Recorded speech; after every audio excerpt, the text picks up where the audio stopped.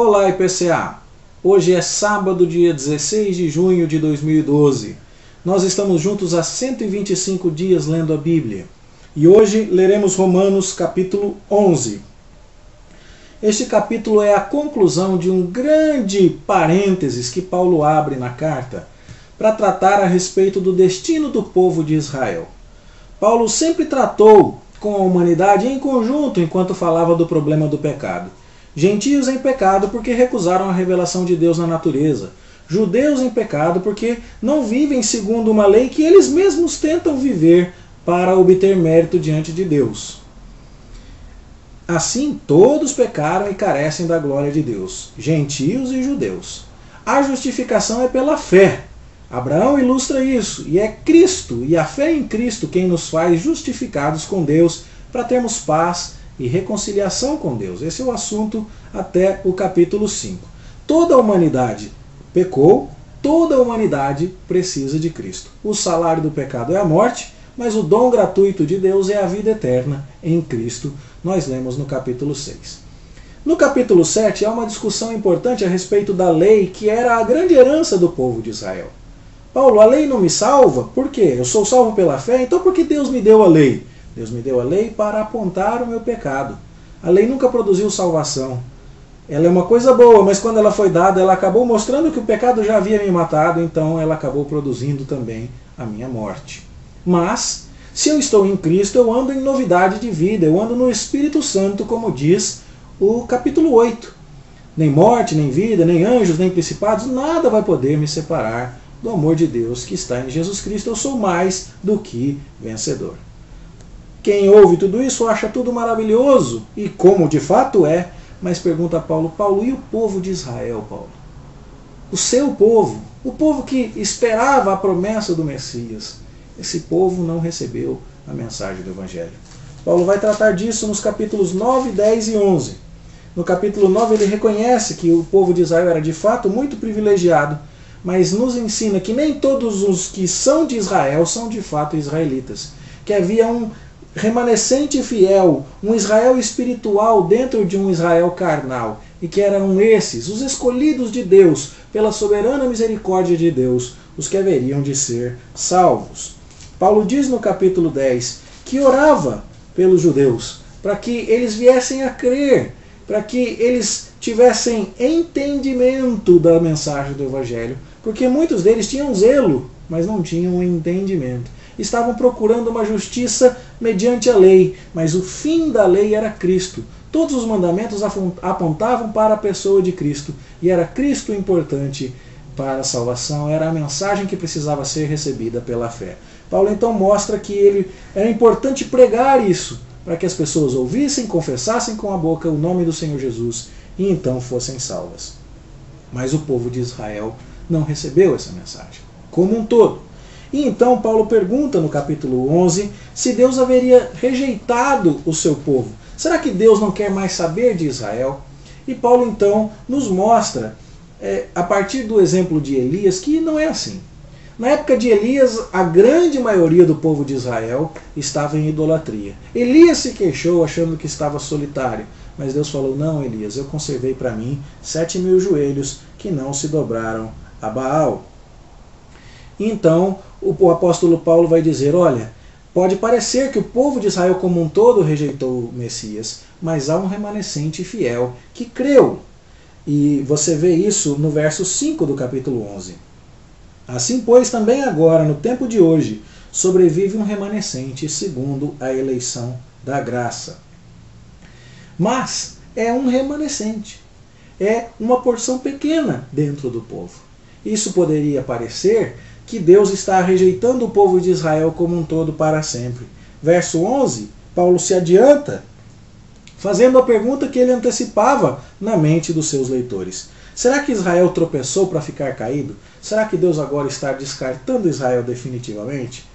Novamente Paulo responde com aquela negação enfática, de modo nenhum. Mas, como o apóstolo Paulo vai explicar aqui, a rejeição da grande maioria do povo de Israel servia aos propósitos de Deus. Quais? Veio para o que era seu, mas os seus não o receberam. Mas a todos quantos o receberam, deu-lhes o poder de serem feitos filhos de Deus, a saber, os que creem no seu nome. O que é isso? Cristo veio para o que era seu, o Israel físico, mas os seus não o receberam, o Israel físico. Houve um Israel espiritual ali dentro que o recebeu. Essa rejeição serviu os propósitos de Deus por quê? Porque depois que o evangelho foi anunciado aos israelitas, que em sua maior parte o recusaram, os missionários levaram essa mensagem aos gentios. Lembra de Paulo e Barnabé lá no livro dos Atos? Pregavam nas sinagogas e eram recusados. O que eles faziam? Sacudiam a poeira dos pés e diziam: de agora em diante, já que vocês recusam a mensagem do evangelho, nós vamos pregar para os gentios. Ou seja, a recusa do grande Israel à mensagem do evangelho foi o meio que Deus usou para levar essa oferta de amor que ele já tinha feito aos israelitas para os demais povos. Essa é a essência do que está dito aqui nos versos 11 e 12. Se pela transgressão de Israel veio a salvação dos gentios.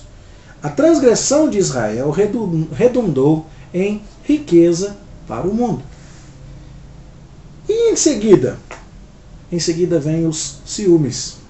O que acontece? Israel rejeita a mensagem elevada para os gentios. Os gentios creem. Israel então percebe que havia perdido muita coisa. Fica enciumado.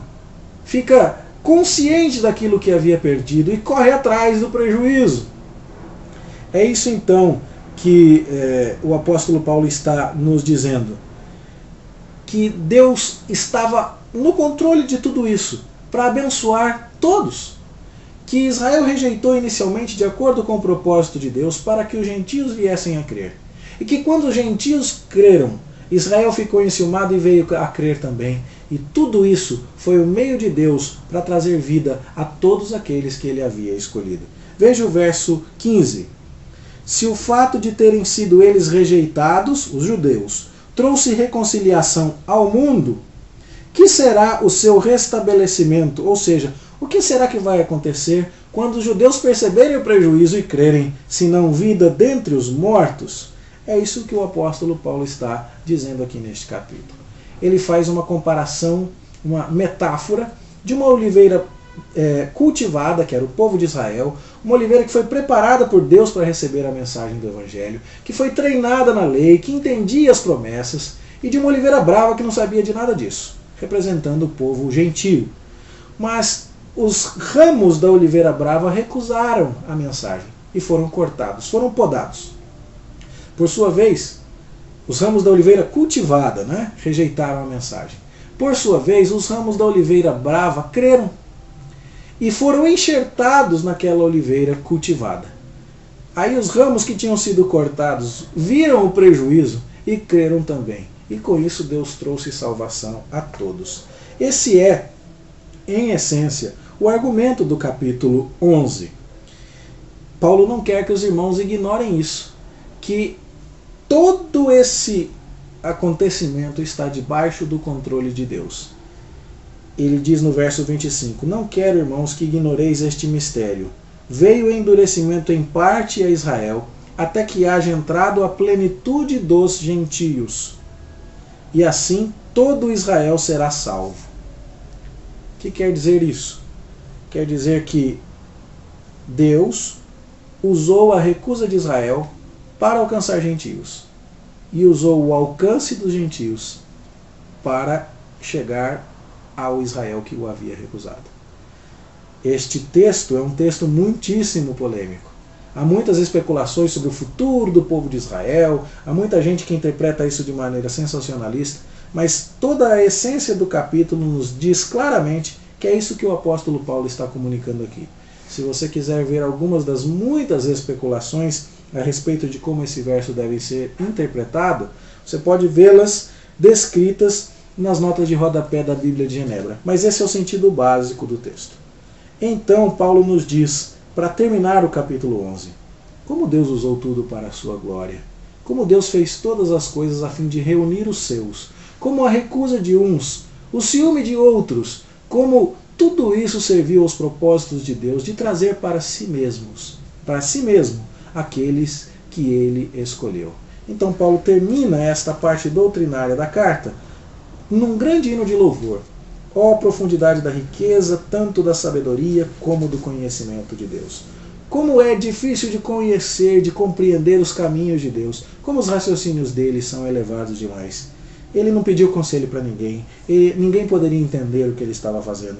Mas a ele, para ele, sejam todas as coisas, sejam a ele a glória eternamente. Amém.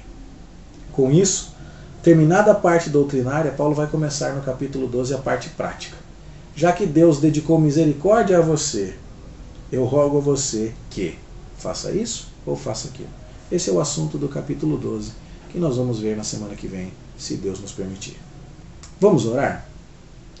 Senhor, obrigado por mais este capítulo que hoje lemos. Abençoa-nos na compreensão da Tua palavra e conduze-nos, ó Deus, no aprendizado, no estudo daquilo que o Senhor revelou, para que Te conheçamos mais e melhor e Te temamos cada vez mais.